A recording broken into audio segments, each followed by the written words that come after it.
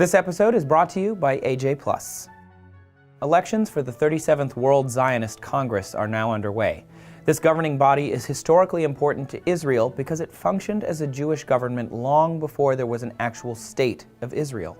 So what is Zionism, and how does it influence Israeli politics? The term Zion is associated with the city of Jerusalem. The land of Israel has always been sacred, and it has inspired countless pilgrimages for displaced Jews seeking the return to Zion. Around the dawn of the 20th century, immigration to the land of Israel was especially popular because of a growing Zionist political movement.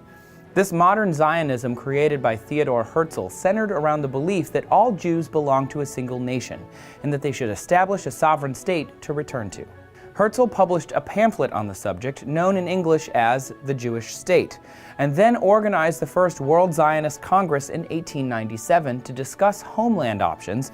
During the next few decades, Jewish states were proposed in places like Alaska and Uganda, but Jerusalem, in the Palestine area, was the area that held the most significance for Jews. In 1917, Britain okayed a Jewish state in Palestine, and after the Holocaust, many other Western countries supported it as well. The State of Israel gained its independence in 1948. After the establishment of the Israeli government, the World Zionist Congress lost some of its power, but it is still around today as part of the World Zionist Organization. With millions of dollars in their budget, they work alongside the Israeli government to encourage Jewish settlement in Palestine and Jewish national sentiment through education. How does Zionism affect modern Israel?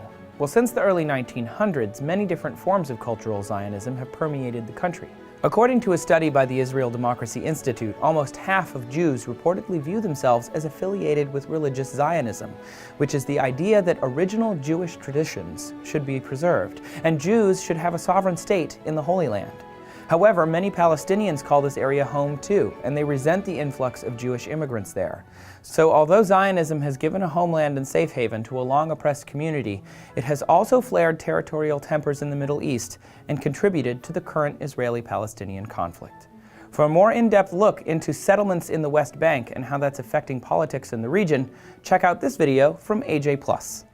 But religion aside, the Israeli government also encourages settlement by offering lower tax rates, subsidized housing, and easier loans. And thank you for watching TestTube. Please subscribe.